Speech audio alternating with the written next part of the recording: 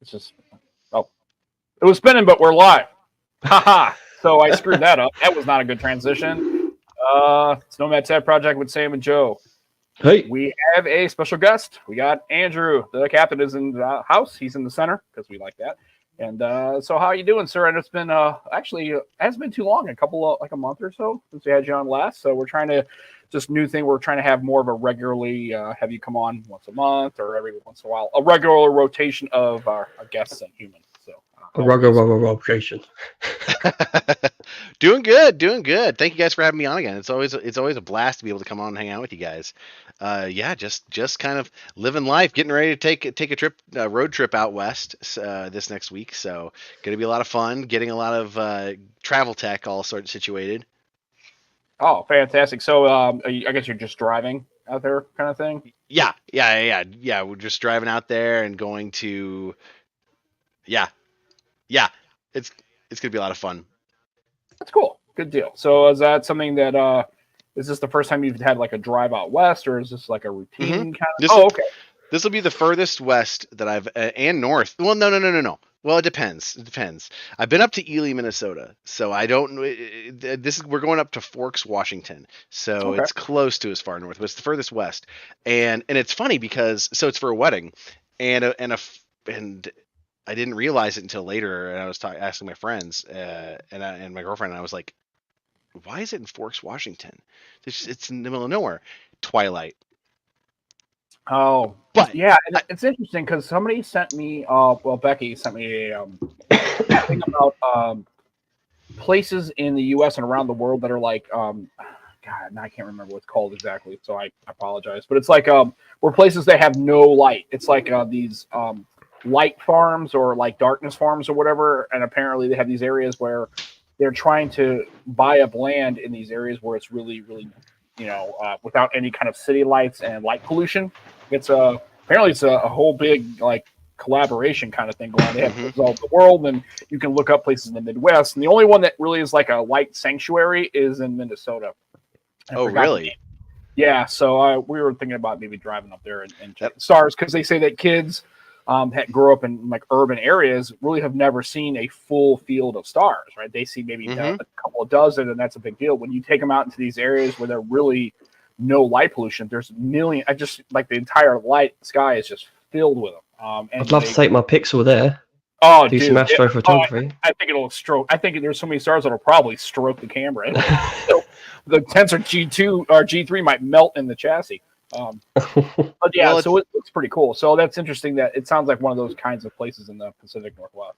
Oh yeah, it's going to be great. Well, and it's funny actually, because it turns out the wedding isn't actually because of Twilight. It's because their family is there, but it's like that's the thing it's most famous for it over there. But speaking of places that protect natural light, like the Ozarks actually do a pretty good job of that. Like, what was it? A couple weeks ago, I was testing out some astrophotography with my Xperia, and did pretty well. I was actually able to capture the Milky Way, even though it was like close to a town of like 3,000 people, where there was a little bit of light pollution. But I've been thoroughly impressed with the manual mode of the Xperia to be able to do astrophotography. Yeah. So I haven't given it a go yet. I need to give it a go. I'm not skilled enough. Well, it's like it takes some practice with it, but I will say you probably don't need more than 15 seconds of exposure, because beyond that, I've found you tend to start getting the light. Like you could very slightly see the stars streaking. Yeah. So it's around 15 seconds, and then get the ISO as low as you can. Otherwise, you're going to get some grain in there. But it works pretty well. Like I was actually able to capture the second star in the handle of the Big Dipper, and be able to. I caught the second star that's orbiting the binary star, because that's a binary star system.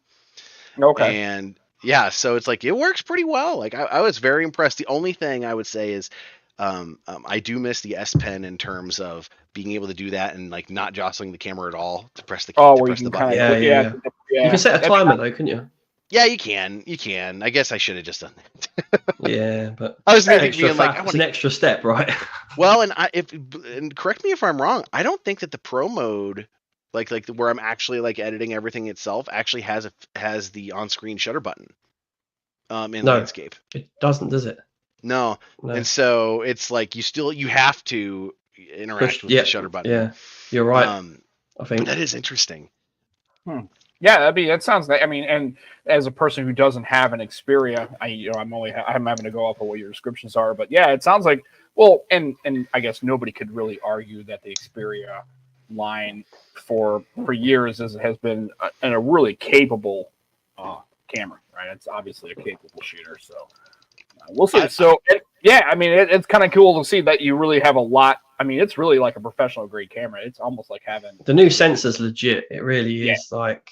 Yeah. I really wish they were a lot more. I really wish they were available on carriers. I really wish like AT&T, T-Mobile would carry the Xperia line, because I really do think that and you can carry that, and for the people that want to hit a budget segment, because obviously we know that the Sonys aren't exactly, they're a little bit costly, a little price prohibitive for regular folks, but like what OnePlus did with the Nord line, you walk into a T-Mobile and they have the Nords, right? And they can buy them. And that gives somebody that really is in that budget space. I don't want to spend more. I just want a capable phone. I really don't want to spend a lot more than $300, but I want something that works pretty good. What you got. That's where those, I think the Sony, the Mark 10s or whatever would really probably hit the mark there in the US. Yeah. It's just a shame. And it's interesting because speaking of OnePlus, like I would have expected the OnePlus Open to have carrier availability, and they don't. And so I thought maybe they would have a chance at T-Mobile because they've done it before, but I think T-Mobile's kind of, I don't want to say they're burned on it, but it's that. What are they going to do with that? I mean, that's a phone that people aren't going to walk in and pick that off a shelf. Yeah, they know OnePlus, maybe the Nord, or remember, I think T-Mobile had. I think they started with the. I don't know if it was the 7 Pro. I thought it was the 8 and the 9 that they had. That had the T-Mobile versions of them that had the millimeter, the sub 6 and all that kind of stuff. They just didn't sell a lot.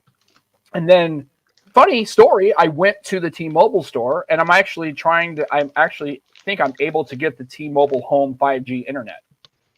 Okay. So I went down to the store and ordered it, and they were like, yeah. And the guy said that near my house, he sold it to a business, which is weird because when I went in there, it's home internet, right? But it sets it up as a business account. It's T-Mobile for business. So I had like a business liaison contact me, and I said, I just want you to know I'm not running a business out of my house, right? This is a residential. They're setting you up as a sole trader. Yeah, it's weird. So it's like I got sole traders. Yeah. I get like a sole proprietor is what we would probably call it. Yeah. But yeah, it was just weird because it's like I get this email and a guy contacts me on the phone. It's from their business department. I'm like, I'm not doing this for a business reason, right? He's like, yeah, I know, but they kind of have it set up this way, just because I guess they're not really. Well, I think it's because they don't have enough engagement. I think, and it's like they don't have a consumer division for this particular product. Is what it's. I didn't go into the details, but it's just funny because they get this email. It's like T-Mobile for business. I went. Do you know what, dude? That's good. Because customer service for business side of things are normally better. Well, yeah, it seems like I got a dedicated guy. So he contacted me. He said, yeah, if you got any questions, if you have any issues, you just email. And the funny thing is when I went to the store and they gave me the number, I figured it was a Friday, right? 2 o'clock, 2:30. I think it's a Friday. It's 2 o'clock. He's going to be bouncing, right? He's the end of the business day. He called me like before he even got to the house. He called me from the store and he's like, hey, how's it going? I gave him my information. I took a picture of he texted me on the phone. He said, just need your photo ID and we'll set up the account. And there was it. So they shipped it out Monday. So we'll see. I'm going to check it out. But he was saying that in near my house, not kind of at my house, but near it, the person that was at the business they were doing, it was like 700 meg down. 700? Really? Well, considering the fact that I get 35 on a good day, I was like, you can get 250. I'll be happy as hell. He goes, well, you got 30 days in case there's buyer's remorse. I said, dude, if it works like you said, there won't be any fucking buyer's remorse. It'll be like buyer's site. The only thing I'm more worried about is uptime, right? I can't be having it like bounce 2 or 3 times a day. It needs to stay pretty stable. If it stays stable and I can get consistently 250, 300 meg, shit, I'll you take my money. I'll fucking get rid of Everse in a heartbeat. We just switched from Spectrum to AT&T Fiber, and so far it's pretty good. If I had fiber access either through anybody, AT&T or whoever, I'd get on that because you get usually gigabit speed on a fiber connection. Oh yeah, like right now I did a speed test not long before this, and it was around 950 up and down. Oh shit! Wow, that's fucking nuts. Yeah. I was like, okay, yeah, I'm happy as a clam. So Yeah, Up and then and Barry, down. yeah, Wow. Barry's point, like second, and that OnePlus. Yeah, and I'm telling you, it's just like, and unfortunately, and I think OnePlus. I was listening to Miriam Jawar's podcast, and she had a guy on, and they were talking about how OnePlus and Pete Lau specifically, they do not. I don't think they understand the Western U.S. market. I think they make some strategic mistakes when it comes to the devices and how they do it.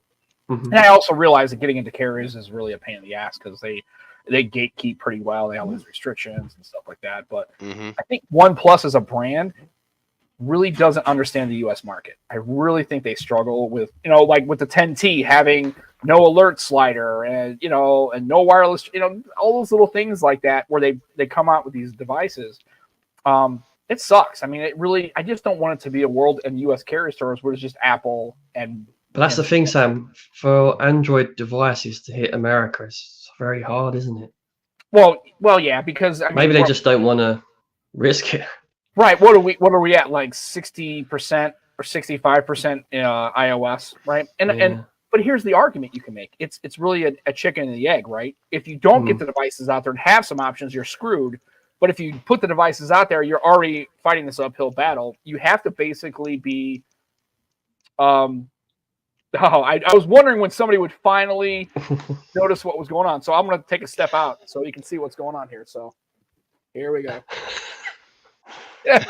So what happens is today I work at the country club and as just a little side hustle, and this is their company's the club's Halloween party. So the staff gets to dress up. We have like a Halloween costume contest. But what's cool is they don't make us change back into our regular clothes that we normally wear. For this day, we're able to work like this. I wore this last year, and I had like a bunch of compliments going, man, your costume is awesome. Today, I'm going to bring a wrench, though, as a prop just for the contest.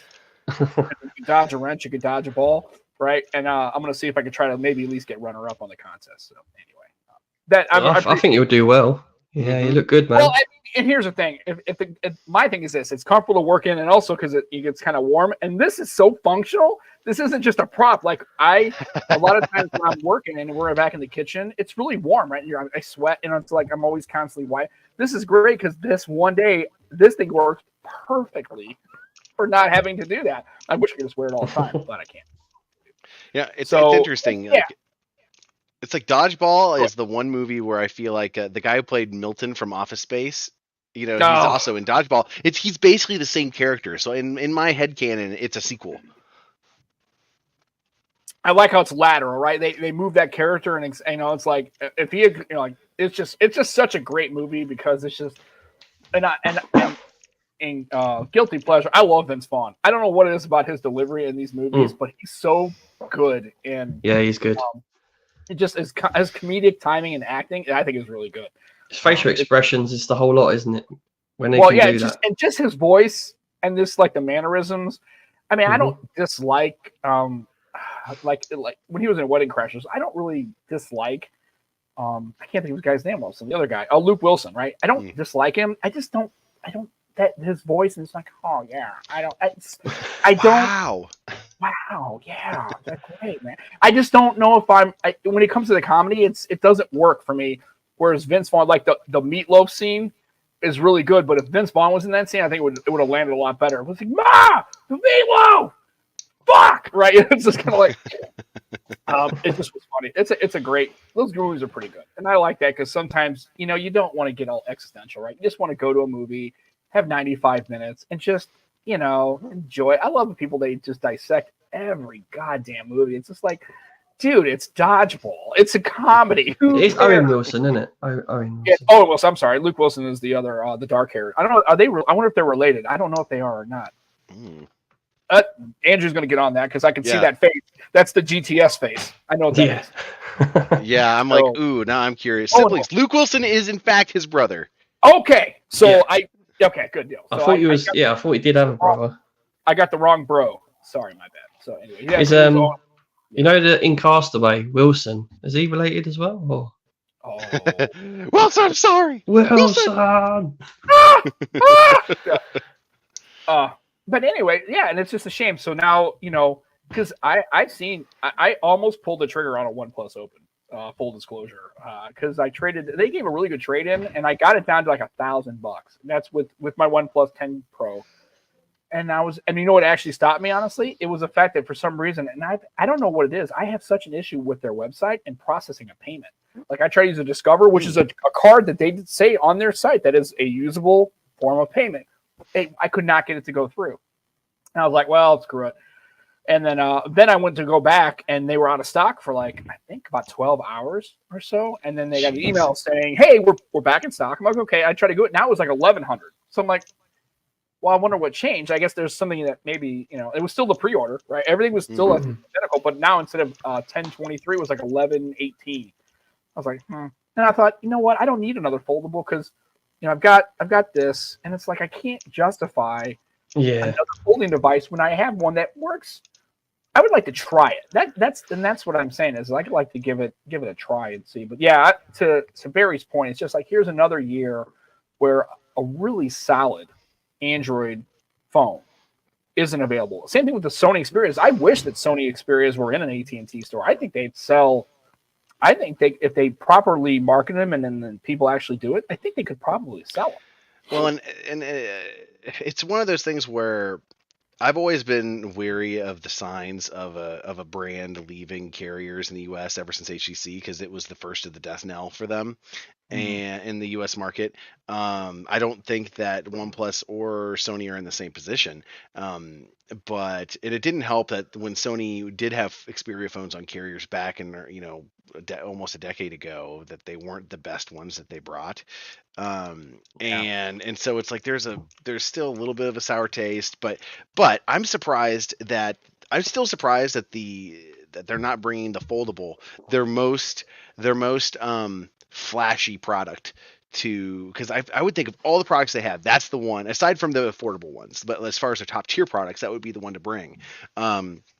I'm still sour that they don't have wireless charging because I have enough wireless charging pads that I'm just like, I don't even consider a phone if it doesn't have wireless charging now, just because I'm like, well, I'll have some place to set my phone and do nothing.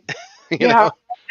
And I guess, and that was the discussion too. That was Miriam Jawara. That's what she was talking about. That was the one thing about the wireless charging. I know it's a big thing for her. I know it is for a lot of people. My only argument is wireless charging is okay, but it's never the same kind of speed. And so, like, if I'm at work and I had a wireless charger, I could just, I've got the Fold 5, and obviously I could throw it on the charger. But for me, it's like if you got 67-watt wired charging and you can plug it in for 20 minutes, you're going to beat any kind of wireless. But I mean, if you're in a situation where, and this is why I don't get into this argument because it's a lose. Your workflow may be different. At your desk at work, you may have a stand, like a one, where you've got like that, and you just throw it in your thing, and then you can see it. If you get a notification, you can see it. It's just part of your regular professional workstation. I understand that totally because it's like now you've got the stand, but it's not charging the phone, so you're kind of like, you know what I mean? Then you have to try to, but of course it's at the bottom, so you have to try to work. I wish they had wireless chargers that you could actually were dual, right? Plug in and had a charger. So you can still plug in, right, a stand, and it wirelessly charge. So that way it would, when you put it on there, it would dock, kind of like a Bose dock, where you can kind of slide it down. It has like a fixed USB-C. You seat it into that. But it also had a wireless charging pad, so you could kind of kill two birds with one stone for devices that may not have wireless charging, and you would still get some benefit. I realize that's suboptimal because you got to still dock it in, and you know what I mean. But see, I'm a wired type of guy, but I do get the convenience. Yeah. It's like certain specific, like I use wireless charging for certain specific things. Like it's how I charge my phone when I'm at my desk working or whatnot. And I put it on my wireless charger at night because I have it set up so that it'll slow charge no matter what until close to time to wake up. And that's basically when I use wireless charging. Everything else, it's wired charging. But I'm spoiled, I think, is what it is. What it boils down to. So I bought this lovely triple charger for Lauren. It does her phone, her Apple Watch, and it can do buds as well. That's cool. That's legit. Oh yeah, she wasn't as impressed as I was with it, but Yeah, well, it's like we're also impressed just by the technology that the technology exists like that at all. Yeah. You know, and then and then on top of it, its usefulness versus everyone else in the world. They're just like, okay, it does the thing. I'm happy. You know. Yeah. Yeah. What's the teacher saying? And to be honest, wireless chargers aren't really wireless. They just don't have a wire connected to the phone. The thingamabob. So, yeah, and that's an industry term, by the way. The thingamabob. Yeah. It is actually good. So, again, and for people who, and again, I don't discount their experience, right? And I think that's a lot of what happens in these tech spaces where I think people discount people's experiences. Like I've seen a bunch of people with Pixel 8 and Pro, and they don't like this, and then Tensor G3, and it's like, well, yeah, you're right. It's obviously a suboptimal chip compared to a Snapdragon Gen 2, or now coming out with the Gen 3. Again, and then they always talk about power user, and my question is, when I hear that, and I'm going to put this question to not only the chat, but the two gentlemen here that are so graciously hanging out with me on the podcast. What do you consider a power user? Like when you think of that phrase, what does that mean to you? And I'm curious because I think that isn't exactly the same for everybody. I don't think that's a one definition. What do you hear a power user? What does that make you think in your mind? There's just various things, isn't there? Really. Well, let's try with like the top two. Like when you think of a power user, what comes to your mind as that user's their workflow and how they use their devices? Like, two for me that come straight to mind is a gamer or a content creator. Mm-hmm. Mm-hmm.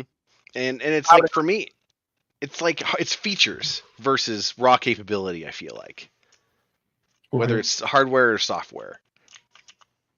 But I mean, I guess it's so like if you had a PC, right? What would you consider a power user? Is it having the hardware or using the hardware?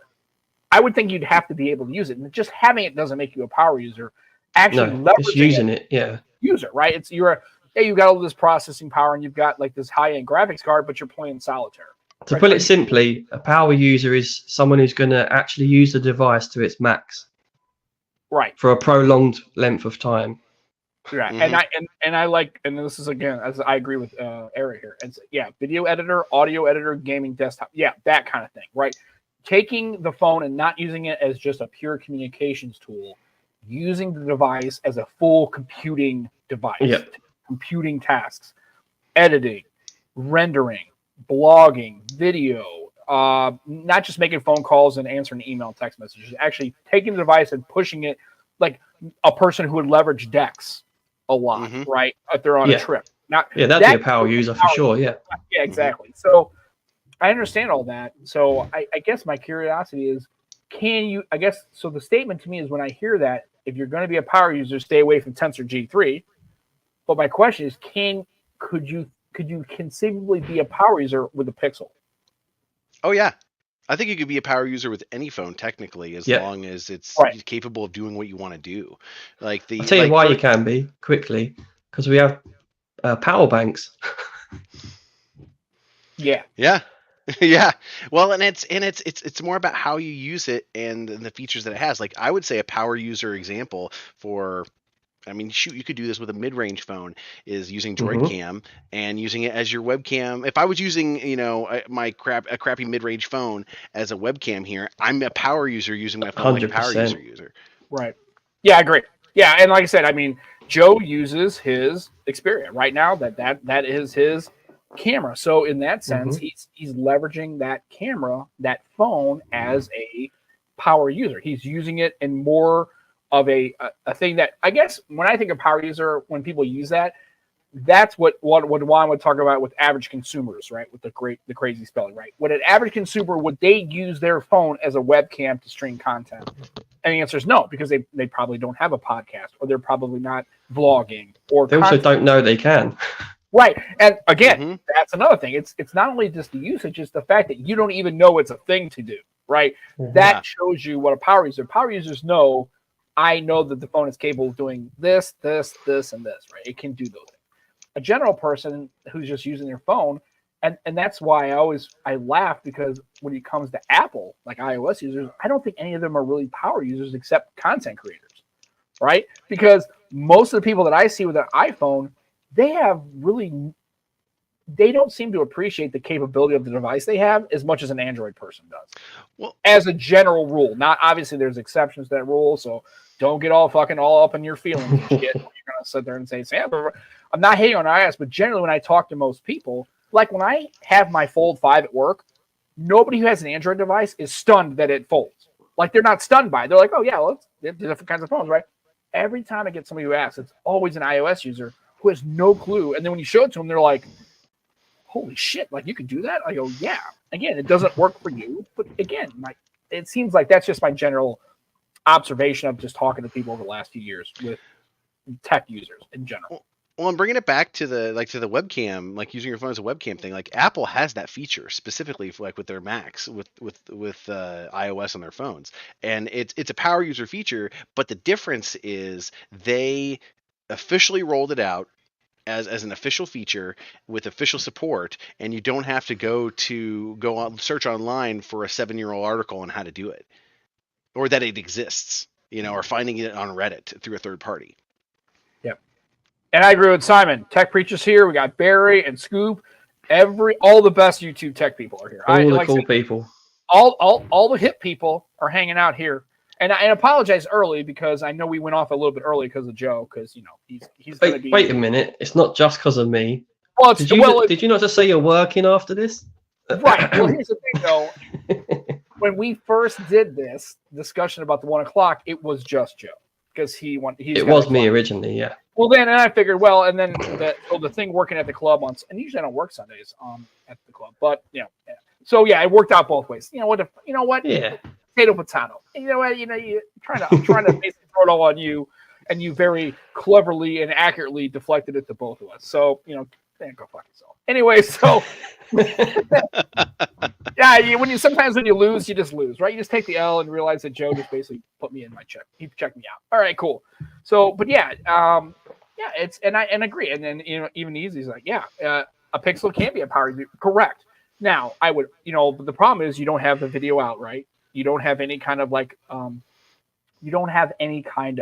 desktop mode, right? Which I'm thinking that at this point, I guess Google needs to come up with something. And I understand they're talking about because it kind of cannibalizes their Mac their Chromebook sales. But at this point, I think it's just lazy. I just don't think that. I think it's because they're going to argue that their users aren't asking for it. I think they have to have some feature parity because I think they can do it. Obviously, they have the engineering. Let's look at the user base of a Pixel versus the user base of Chromebooks. From what I understand, most Chromebooks are in the education space, and they're not like if Joe Schmo is going out looking to buy a laptop, it's probably not going to be a Chromebook. It's probably going to be something that's like if they get a Chromebook, it's probably provided by the university or they're specifically looking out for it. But I feel like Pixel users are more like a traditional user, like an iPhone user or any phone person who's buying a phone. I don't think that there's a higher likelihood that someone that's looking into go buy a Pixel is going to also have a Chromebook. So I agree with you. I think it's just laziness.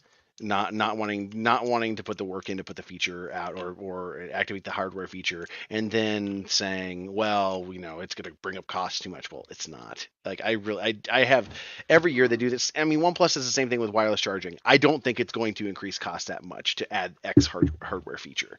Yeah, and like I said, that's my argument. So to Eric's point, yeah, you can be a power user, and I agree with them. However, other people would argue, well, because of the Tensor G3 being anemic, and I think somebody made the comparison that it doesn't benchmark as high as the A14, and that's probably true, I guess, from raw specs. But again, I think the people who are buying Pixels, I think it's trying not to be a niche thing, but it is still a niche thing as of now, right? The A14, though, seriously. Yeah, well, I mean, I don't. Like I said, I saw it on the internet, so it's not been independently verified. I don't know. It doesn't sound like it's that far of a reach, so I don't hear and go, that's total bullshit. Like on if you have them two devices in your hand, right? Within a few minutes, you would say the Pixel is way more powerful because the experience is much better.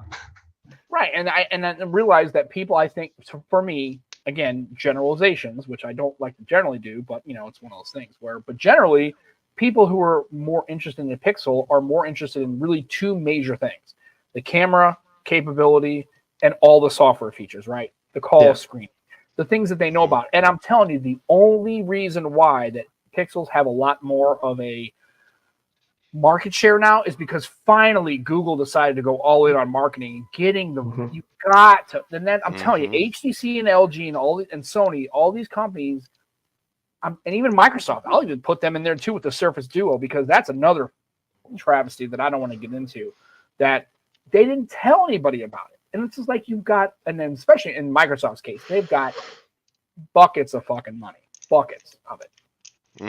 They can't. It's like, if you're going to put it out there, you can't just do word of mouth. It's just not going to work. You've got to have commercials. And it's funny because after Google decided with the Pixel, print ads, radio ads, I saw them at movie theaters, right? They had little spots in movie theaters, right? They're on TV. They're at the Super Bowl. All these things. Because it's like, now people are starting to buy Pixels, and there is some traction there. But finally, they decided, hey, maybe we should market this thing. Maybe we should let consumers know that this is an option for them. It's crazy. It's like direct comparison to, you got good devices, or, you know, some are different, you know, but telling people about, you know, the Magic Eraser, telling about the True Tone on their cameras, right? That's something to shout about, definitely. I see Pixel ads almost now more than I see Samsung ads. And I will tell you, 3 years ago, that would have been completely unheard of. The fact that Google sponsor everything as well. Yeah, and then getting sponsorship. NBA, right? They had the NBA thing. Get it out there. And if you don't tell anybody about it, I can't imagine why you can be successful in the space. You just can't if you're going to be doing it successfully, I think. Well, and keep in mind, looking at the Pixel ads that I've seen, it's ads done by Google directly, not by with LG, so Pixel is also with all the carriers, but like when we saw LG, it was like AT&T, like advertising on behalf of LG. They're trying to leverage LG marketing. Right. And so Google's actually trying to control some of the marketing narrative versus these other OEMs, which never even bothered trying. And it makes a difference. Right. And I know, and I'm going to have to, and I agree with Eric too, because I had an LG V60, and I would tell you right now, that was a criminally not known about device. I think LG hit a homer with the LG V60. As far as battery life, as far as capability of camera, as far as having the ability to have the dual screen case, you could use it if you didn't. It's a shame that, I would have loved to see a V70. Oh yeah, and what LG could have done. Or also, yeah, exactly, and with a Velvet too, which they did actually make, and I know that they had some in Korea. I know that device does exist in the wild, but it's just a shame because, again, I just think LG just got into a situation where the phones didn't stand out. They were a little bit more kind of basic looking. And again, LG, and same thing with HTC. They had a couple ads which were cringy as fuck. Like the one ad, they were just like, what is this? The ad, the one with Jason Statham is actually pretty funny if you look it up. Yeah, but the Aubrey Plaza one, it's just like Google is like, here, use the Google Assistant to do basic things. And you're like, one, Google Assistant sucks. And two, just why in God's name are you advertising a feature that's not exclusive to that hardware that you're selling? Yeah, and then there was, I think they had one ad I saw with Gary Oldham, and then another one with Robert Jr. And you didn't understand what was going on. I mean, it wasn't a bad ad, and I love me some Gary Oldham. He's one of my favorite actors of all time. I just love that guy. He's fantastically talented. But it's just like, the ad just didn't land. I'm like, maybe this lands in Taiwan or in the Eastern market, but in the United States, it just is like, I don't know why we want to buy this phone just because Gary Oldman says it. I don't think that's enough. No, just have a commercial where it's Gary Oldman playing the bad guy from Air Force One, and he's using like the iPhone, and then Harrison Ford's using the phone they're advertising. Right. Or where he just goes, you should get the phone. Who should get it? Everyone. Everyone. Yeah, like that's something like that. It would be kind of cool. Problem with getting celebrities in your ads though is someone just snaps them with their iPhone, using it in their real life, and it's like they don't use it. They you use an iPhone. Yeah. Right. And are we grown-ups? Are we adults? Do we have a frontal cortex? I mean, come on, seriously. Do you realize that people who are doing these ads aren't using these things? I mean, seriously. Come on. I mean, for the most part, they're just not. I mean, hell, even people at Microsoft are using iPhones and other devices when they were talking about Windows Phone. It's just like, I mean, everyone's like, send from an iPhone. See, they don't use a Windows Phone. No shit. I use an iOS device, right? I have a bank phone. I do. Yeah, it's work phones. It's a shame. Now, honestly, and to be fair, the optics are definitely not great about that, but it's the reality of the situation that you can't expect the people that are pitching these devices are using them on a daily basis. It'd be nice if they were, but that doesn't mean anything to me. I don't understand the point of advertising anyway, generally, except for just getting the phone or the device or the tech visible that this exists, right? And try to give somebody a proposition. But at the end of the day, it's I'm just glad that Google's finally decided to kind of push it. I'm curious how far they're going to go with the Tensor chip, though. Because I don't think you can't tell me that the Snapdragon can't do the same things. See, I'd like to see, like what Samsung's done with the Snapdragon for Samsung, where they've like optimized it. I'd love if Google made a deal with Snapdragon and made a special chipset for their Pixel. Yeah. That would be amazing. I think that's where we're going to go, because I think that this narrative, because I think that gap of especially next year, because we've got the Snapdragon Gen 3 coming out, I'm sure you're going to see it with the OnePlus 12 and probably a Xiaomi device, right? I think that the Tensor and Exynos versus Snapdragon gap, I think that's going to seriously widen. I think that is going to widen big time. I think by the time we get to a G4 or a G5, that gap is going to be significant when it comes to capability. And I'm not 100%, no offense to Google, and I like the Tensor. I had it in the G2. I've used it when I had a Pixel 7, and I like the phone. But at this point, you can't argue that their homegrown chip is the only one that can do the AI capability. Like, they can't leverage an AI. Come on now. I mean, seriously. Yeah. I mean, maybe it's because you are in the architecture, but that's starting to sneak of an iPhone thing, and that's just not true. I think a Snapdragon Gen 3 could easily do the AI capabilities that you're doing with your Tensor G3. Or G4. Gen 2 can do a lot of it. Right. You know what I say? And so I'm just curious, like, I think at this point, if that gap continues to widen and those gains chipset to chipset aren't maintained, once that gap is significant, where it's now becoming, I mean, basically, it seems like when I listen to people talk about the Pixel 8 and 8 Pro, they're almost saying, I'll tell you right now, if it had a Gen 2 in it, I'd rock the shit out of that phone. That's what I hear. It's not that obvious. It's not that upfront, but that's the vibe I'm getting. It's like, man, it's starting to get Exynos vibes. And then it's like, I don't know if that's totally true, but I wonder Joe, what do you think? How long do you think that Google stays on the Tensor? Do you have any thoughts about Tensor and how long they're going to hang in on it? Honestly, I think Google will stick with it. I don't want them to, but I think they will. They seem quite proud of the old Tensor, their own silicon and all that, don't they? They seem very proud of it. So I think they will. And how ironic is it that that's the one thing they're going to fucking die on the hill on, but everything else they always do. Right? Well, I mean, hang in on the Tensor, but everything else, like all your apps, all your software, other hardware ventures, right? Google Glass, all that shit, you're letting go. With this, you're going to die on the hill on this fucking Tensor chip, right? You're going to go all in on it. Okay. Remember, Sam, though, Tensor G3 for your average consumer, for most people, is perfectly fine. Oh yeah. Again, but this is where we're doing the old power user thing and people testing it to its max. And I read, maybe not. It's not as good then. Right. And so said that, Google are thinking it does its job. Right. And I've read that's why I asked about the power user, because I've seen that encroach. Right. People are saying, well, I can't really be a power user. If I had, like, Let's not be silly now. Tensor G3 is a capable chipset. Oh, absolutely. Yeah, as long as it doesn't Exynos, clearly, right? We're way past that. But I don't know, man. I think that narrative sucks. I just don't think it's accurate, and that just drives me nuts. Yeah. Well, and it's all about like nitpicking in some ways, like I mean, good God, like technically the chipset, I forgot what's in it, but my old Xperia XE1 compact, like it can still do most jobs. Is I can't connect it to anything because of no VoLTE, but the processor still does. I could still do some power user things with it, and I think it's just I think there's a good amount of it's the creep of every year we've got to have some amazing new capabilities, and then there's a narrative of like, well, then what you had before just doesn't work, and it's just, and with some exceptions, that it's just not the case. Yeah, and the answer to the easiest question is none. It's the V60.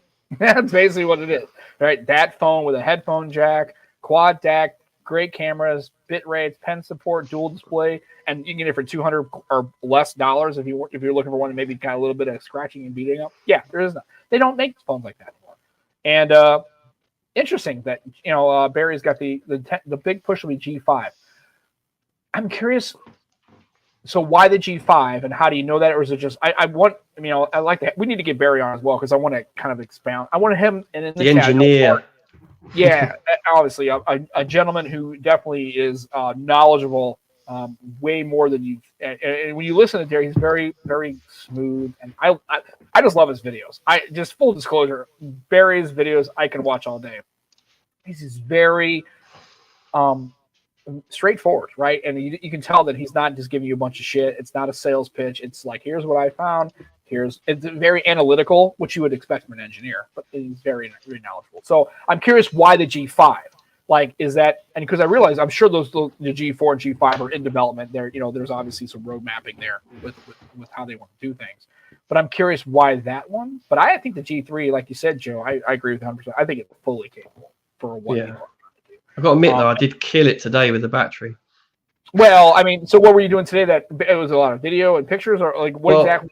I was off the charger at 6:30 a.m. I listened to a few podcasts. Then we went to a farm, and I did 4K video, loads of pictures. I was on Telegram talking a lot, a little bit of Instagram as well, which absolutely kills any phone. Terrible app, terrible. Yeah. Right. Well, how was reception? Was it consistent? And this is what I was going to get onto next. I was getting H+ in certain areas in this farm, so it was struggling. And that's something actually that is a problem with Pixels a bit, is the modem, which is not Tensor G3, it's the modem. Mm-hmm. Well, and it's also just any phone also will, if it's struggling to get signal, it'll definitely, like, any phone will just chug and drain. Like, even my while doing all them things. Oh yeah, and my Xperia, which has great battery life, has done that, where I've gotten in the middle of nowhere, and it's just, I went down to a few weekends ago, went up to Weston, Missouri, and I was just gonna go take some photos of the fields and everything, and it turns out there was like 1,000 people down there for a festival, and oh shit, oh yeah, that was like that. By the way, you can tell Google Assistant to remember where you parked, and it's actually one of the few things that works really well. Oh, but there you go. But yeah, life hack, yeah, there you go. You didn't come to the show just for the run of the mill conversation. You get life hacks as well, so you can find my car. Hey, I was surprised how well it worked, but the essentially though, I got drained a lot too, because the towers were at capacity and everything was just fighting tooth and nail for space on the towers. It's constantly working. And I like Malik's comment. I think this is a really solid comment. They need to go to TMSC. They really need to get away from Samsung. Yeah, they do. One thing I will say though, despite my battery getting tanked, the pictures were awesome, and the video was very good as well. I was very pleased with the results. So that outweighed by far the fact that my battery went. Because I'm going to come home, look back at them pictures, and I'm very, very happy. I'll send some to you, Sam. I'll tweet some actually as well. Cool. Yeah, like I said, it's going to be, and here's the thing, that's just not the Tensor. That's any phone. If you start doing those kind of things, you're going to nuke most of any battery, and that's fine.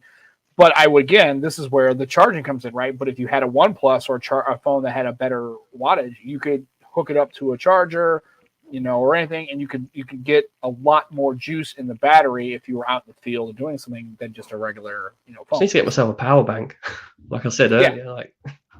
Absolutely. So, we'll have to wait and see how all these, shake out. But I'm curious to see, obviously we're the OnePlus Open is a great phone, and everybody is really and actually, it's kind of interesting to see for the first time. It seems like OnePlus is finally getting a little bit of love. I mean, most of the things I've seen about the OnePlus Open are really, really positive. The only thing I would say is it because basically it's an N3, it's an Oppo device that's just rebranded, and that's why, because that's what it is essentially. I mean, it's an Oppo N3. I'm hearing a lot of love. I'm hearing a lot of love about the camera, which is kind of a first for yeah. OnePlus. One seems to like it. Yeah, and then a lot of other people do. But although it's funny because when I looked at the images from the keynote, because I actually watched it, I was like, it looks okay. But again, I hate those pictures because I've seen ones of images though. Yeah. Also, keynote images are like, you're always like an asterisk the size of a minifan, next to it. Yeah, but I'm saying, but even on the keynote, you would think that they would really go all in and maybe kind of mess with it to make it look all like fancy and shiny. But some of the images, I was like, oh, they don't look stellar. They look okay, but I mean, I would, you know what I mean?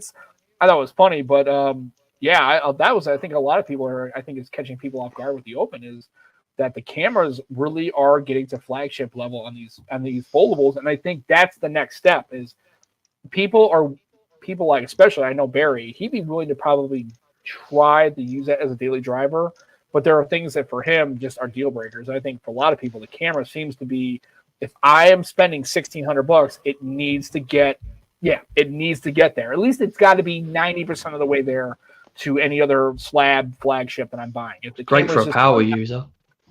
Right, exactly. Great for a power user. So I'm just curious. I think that's where the next, foldables need to have that level of refinement for them to really get traction. And I'm glad to see that now the Open's in play, because now we've got some options. We got, the Pixel Fold. I'm sure they'll come with the Fold 2. Open is out now. The Fold 5. It's going to be on it. Did you see my tweet? No, I did not. I didn't. I said I'm open to trying one. Yeah. Oh. I should have tagged OnePlus in it, shouldn't I? Right. You should tag OnePlus USA or OnePlus UK. That'd be a bit begging a little bit though, so I didn't tag him in it. Hey, and I'm open to try. Yeah. Yeah, it is one of those things where I feel like if Samsung and the Fold 6 does not have a proper upgrade to the telephoto camera, like a flagship level one, I think it's going to hurt the foldable market as a whole in the US, in North America, because since they're the only game in town for them, except for now OnePlus to I'd say a half a degree, because they're not with US carriers. Like it's gonna Samsung just resting on their laurels for another generation is going to hurt the category as a whole. I think they need competition big time. Right. Big time. I think if the Fold 6 comes out and there's not a lot, if they try to come up with something like this, I think they're going to get their head kicked in. Oh, deservedly. A lot of people are going to be like, and I'm glad, like I said, especially in the foldable market, because we've got entries, but we also have an exit, right? With obviously the Microsoft's exit from the space, right? And I still do like a dual screen approach. I really wish that could have been another option as kind of an adjacent foldable plan, right? You got a phone that it's one screen if you're a content creator, but for a person like me who really enjoyed having two separate independent displays, I think it has some. Again, it's a shame too, because I think it's one of those things where I think Microsoft really could have done a better job. But then if they did, man, it would have been just another phone in the space, another device. Don't worry, Sam. There'll be a Lenovo Duo. You know what? You heard it here first. Yeah, and at this point, I'll tell you one thing though is, I will say this, and this is going to be kind of a shock.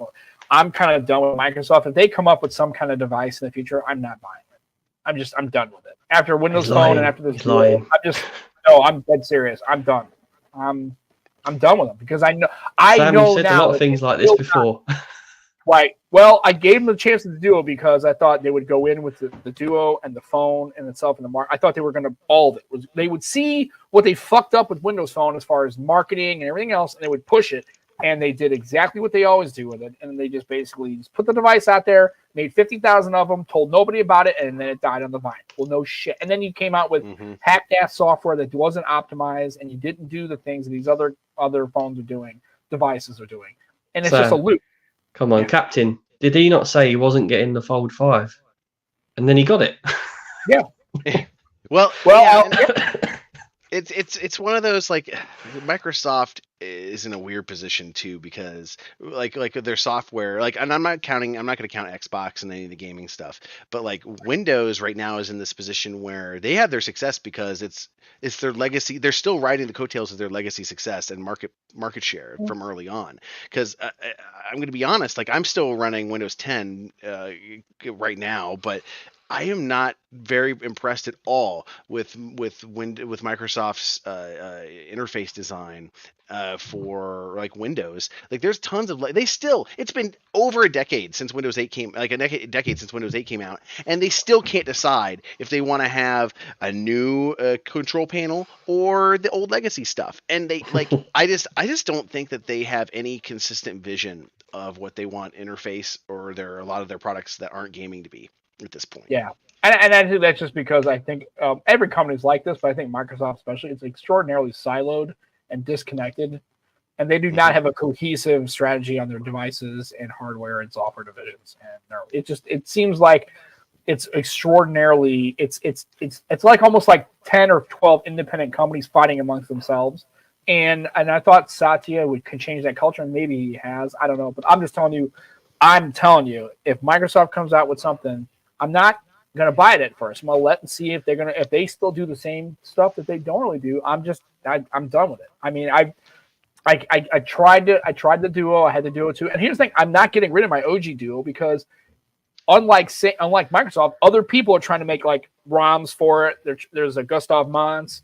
You know, you have all these other people trying to make Windows 14. I want to do the Pixel experience on it. Right, and the Windows 11. Gustav Mons is doing the Windows 11 on it. You know, they're trying to take that hardware and turn it into what Microsoft should have, which is making it more about a complete and total computing solution for users. You had such a shame though, because the multitasking on a Duo is the best. Oh, if you use a Duo, yeah, I know Joe. It's better than any of these foldables. Although I would like to see the open canvas approach that OnePlus is doing. That looks really fascinating to me. I think that's another reason why I would like the phone. I'm curious how they're because it's just, you know what I mean. It's like moves around. It's not just a dedicated like window. It kind of seems like it has some open. It's just open. I think that's an interesting attack to multitasking on a handheld. I'm curious to see how that really works. And that's what I'm going to really be paying attention to. With reviewers is the camera's great and it takes great pictures, but so what? I'm seeing somebody who really dives into using that new open canvas approach. How it utilizes this, yeah. And how is it different than anything else I'm using? Because if that is a differentiating factor, that might be something I either pick up an open later or maybe an open 2 comes out, it's more refined. I'm more curious about that because when I use a foldable, that's what I use a foldable for. It's not just to watch a big video. It's just not that. It's all the other things that I'm used to doing, and you can thank Surface Duo for that. Well, Reggie, yeah, we've got to plug someone when we're talking about foldables, haven't we? Absolutely. I'll let you do the plug, sir, because I've been. Come on, Reggie, it's your job. You're the plug. No, I'm not the plug. I'm taking a day off. Come on, do it. I just can't believe I just said butt plug on our. I know. Well, you know. Oh, always bring it down, man. Oh. Okay. No, it's no, you're bringing it up. Yeah, it's an improvement compared to this show. You know, we're already kind of terrible and trash. All right, the Gadget Goddess. Oh, Gigi, so good. She's fantastic. So good, yeah. Yeah. When it comes to foldables, she is and then also not just foldables, but also the imports. So she's going to give. I really wanted you to say Rachel, but you didn't say it. No, I don't. I'm trying to see if I can get away from it. It's funny because I was trying to make you say it, but it wasn't going to happen. Yeah, no, I'm trying. Maybe I'm trying a new year, new me, right? You know, new season, new me. No. But no, she's fantastic, and also she's really into the imports, right? She'll give you the good scoop on imports, and that's another thing too. It's just a shame that the way that AT&T handles that, and then how we see that. There's a lot of good products that are coming out of there, and it seems like because of other political and other issues, they just basically get neglected and basically. Basically, well, I'm not using it because Chinese are spying on you. I'm like, yeah, so is the NSA. It's okay. But, it's like, you have a device that you essentially want all these features, and you realize that those features have to be very invasive in order for them to work. That's how it works, right? If you have a cell phone, you're not having privacy and anonymity. And you're just not. And if you want Google Assistant to work and chat and these AI features, it has to be able to know and leverage about you, like what you click on, phone calls you make, right? And it's funny that I went to T-Mobile and got interested in all that kind of stuff, and here it is on Instagram. There's an ad for the T-Mobile. I already bought the fucking thing, but hey, it's cool. Right? I guess I'm smart enough to know that actually. Do you want another one? I just wasn't looking at it, right? I looked at it and they think, oh, did they actually buy it? Yeah, I actually bought it, so I don't need to advertise about purchasing it. I already did purchase it. Maybe that's the next step in AI, right? It actually knows you bought the shit. Well, yeah. Well, here's the thing. Like, so I work in the field. It's one of those. If you didn't buy it through, they can attribute. Like, if you click on the ad, you go through, and then you buy it. Then, if their targeting could be like, okay, you bought it. But if you did it through like a view through, basically, where you went and bought it, but didn't like interact with the ad, there's no way they can tell. So you're still on those retargeting lists. Right. I guess they don't know the entry point. Right. It doesn't know. Yeah, that makes sense. So just tell it. Say, I've already bought it. It's listening. It's listening. Yeah. Hey Google, I bought the shit. Go fuck yourself. Leave me alone. Right. Okay. Just set off my phone. No, Jake. Right. Yeah, it's okay. So anyway, but yeah, it'll be a good time. And then, like I said, it's going to be I think we're in the golden age of stuff, right? We've got foldables, we got slabs, we got the iPhone, we got stuff like that. It's going to be interesting to see. But the AI capabilities, and I wish I could get my hands on a Pixel just to try it, to see all these capabilities as far as the Magic Eraser and all, because it looks fantastic. I mean, I know somebody made the argument that now it's really not a picture. Right now, it's all manufactured. You can move people around. I need to watch that video, but I know which one you're talking about. Yeah, and I and there's he has a podcast too, and I've had him on the show before, and I respect him, but there's sometimes he makes a point, and I'm like, I don't know if I see it that way. I get the point, and I don't disagree with it. I see it differently, however, and I think that those can be both at the same time. Like, he can feel his way, I can feel my way, and it's not really a disagreement. We're not polar opposite, but I think that pictures can be both, right? They can be just whatever you picked in a moment. If it's missing something, or it's off center, or it's got a person blinking, it's just the beauty of the shot, right? However, I think there are times where we're trying to get specific kinds of pictures, right? When you're taking a photo of a wedding, you want it to look a specific way. You don't want all these like organic, like I just took a picture and it's all fucked up and oh, it's so cute. Like, no, there are times when a photograph has to be deliberate and has to be looks good. It has to capture a moment in time, and it has to be aesthetically pleasing. And sometimes you may need to make an edit, right? They have those capabilities where you can change the way things look. And I think you can have both, and both serve a purpose. You don't want to use it, don't. Take every picture and have all your people like, and then it's like, okay, well, it looks like shit. If you want to keep it, you don't have to leverage the tool to make the edit. However, for people who want to, you shouldn't say, well, that's really not a real picture because you've edited the shit out of it. Well, I don't necessarily disagree, but I'm not 100% on board with that idea either. If that makes sense. I mean, phones have had processing for ages anyway. So it's like not new. Right, when you take a picture of like you said, like Simon, night sight, agree. Is that a real picture? Well, it didn't look like that. It was fucking pitch black. But I never heard him complain about the fact that, oh, okay, well, this phone, that's not the scene. The scene is fucking dark. There's nothing there. There's no light in the scene. You're taking a picture of a street that has no light on it. It didn't look like that.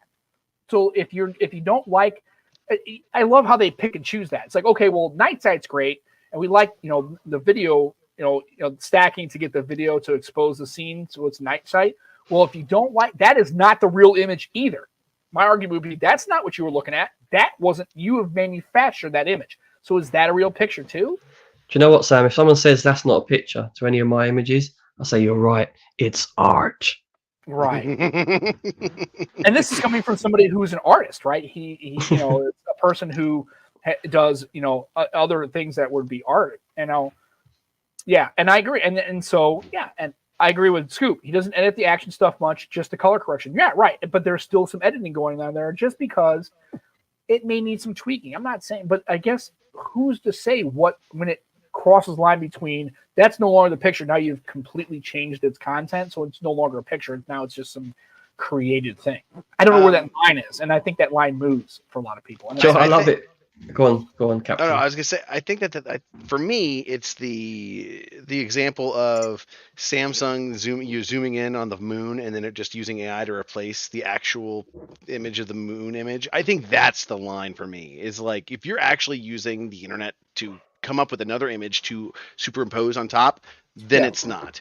But other than that, Andrew, where do you sit with best take then? Because that's actually using images. I am not a big fan. Well, okay. If it's images that you took yourself from that camera, then great. But if it's pulling something from like, the internet, then no. Then it's Yeah, but if it's like because I'm the type of person where I'm like group photo, I'm taking like 12 shots in a row to try and get that one. And if it's taking from stuff that I've already taken myself, then it's fair game. But if it's like pulling Google image search for like a picture of the moon and then putting on top of it, then in my personal opinion. Yeah, and I would agree with that. I think that's a fair line. And like I said, but it's and that's another thing is we can have this discussion and we're running out of time. So, but that's why we're going to have Andrew on more frequently, because these are the kind of conversations we love to have. Because why would we not have our captain on? We always love having you on, and it's always good. I've started calling you captain now. It's just thanks. Yeah. Hey, well, I mean, I'm on the bridge of the Enterprise back here, so I figured I'd make it work, But seriously, thank you guys. It's an absolute privilege and a pleasure to be able to come and hang out with you guys. You guys are y'all are just fantastic.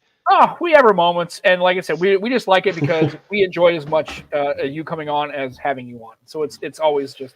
It's just a great thing, and Joe and I we do this podcast as a kind of a love. Really, obviously, we're not trying to leverage money on it. We're just doing it because it's great conversations with great people, and even the people that I may not disagree with. Like, if people want to come on and discuss their point of view, and like I said, we're okay with that. And it's always it's definitely from it's as one enthusiast to another, and so and that's the beauty of it. That's how conversations happen, right? It would be boring if everybody thought the same way. Life it's nice to have people that even if you disagree about something, to have those lively conversations. And who knows, maybe he makes these people make a point and I go, I really never considered that as a possibility, and it changes a little bit, right? And that's how we learn and grow as people, right? And as tech enthusiasts, as just general humans, right? So don't live in a bubble, push those boundaries, have people come on that don't agree with you, because that's really where the growth lives, not in an echo chamber. It really lives on people challenging your preconceived notions and thoughts. Right? Be open-minded. Right. Mm-hmm. Well, for that, Joe, enjoy your trip. Coming to the United States, although it's Hawaii, it's not really like kind of sort of the United States. Well, I'm going to Seattle for a little while as well. He's going to go to Seattle, so he's going to go, have a few hours there, and I'll be sleepless. Oh my. Shit, I should just turn the goddamn stream off just for that comment. But that would be unfair to our. So it's too easy, that one. Just had to. Oh yeah, it was a layup. You had to get into it, right? That's a penalty kick, right? I get you. So again, thanks. We don't have a guest lined up for next week, so it might just be me and Joe. We'll see how it goes. But again, Andrew, thank you so much for coming on and kind of moving this up a little bit. I realize that this is the standard time, so thanks for being flexible and coming. Oh, absolutely. I'm absolutely happy to hang out with you guys anytime, anywhere. Absolutely. So for Joe, for Sam, and for the captain and FatProduce, Andrew, thanks for coming to the Nomad Tech Project. Thank you for listening to our show. Download it. The Nomad Tech Project. I got too fast there. Just quickly, Sam, before we go, everyone check out my socials, because me going to the summit as a Snapdragon insider is massive for me. So I will be doing vlogs and all sorts. I mean, so this is going to be, if you're going to be paying attention to Joe's socials, which you already should be, definitely take a look. And Joe's going to be taking pictures and doing all those kind of things. And I'm really excited for him to get this opportunity. I don't know how I've got this opportunity. I'm taking it. Sometimes, sometimes in life, yeah, absolutely. I mean, you're engaged. You've made content, and obviously you have something to offer. They wouldn't just offer it to random people. I'm sure there's a lot of people who make content, who make commentary on their channel, and they picked you. So, thanks for doing what you do, and man, go out there and enjoy, not just work, enjoy it. Like, I mean, try to get as much out of the social stuff and the editing. But yeah, folks, check out his stuff. Oh, Barry, if Barry wants to come on next week, absolutely. Barry has a standing invitation to this show. He can come on, and everybody does. If you call me or contact me and say, hey, I'd like to come on, you can Barry can come on whenever he wants. Yeah. Anytime. And Extreme Skins. Anytime. Right. Don't forget it. Extremeskins.co.uk. Check them out. Got some good stuff. We're going to also, I'm hoping to get mine. I haven't seen it yet, but I'm going to get my skins. Sam, I did email them. Okay. And at the moment, they've just aired me. Oh, that's okay. It's all right. But they're We'll good. see how it goes. We'll see how it goes. But yeah, they're still a great company, whether they're our sponsor or not. Absolutely. So check them out, extremeskins.co.uk, and also don't forget to check out the Nomad Tech Project YouTube channel. Good Lenny and all them making great content on there and talking about pixels and all sorts of other devices and other content's fantastic. Check them out. And for myself, follow our captain. Whoops. Follow. Yeah, certainly. And follow FatProduce on his socials as well. He does a lot of good stuff, and we appreciate him coming on. And for myself, for Joe, stay hydrated, enjoy your tech, be excellent to each other, and we'll catch you next Sunday on the Nomad Tech Project with Sam and Joe. Take care, everybody. See you on the next one. Goodbye. Ah! That was fun, mate. Do you know what? I could have done another hour.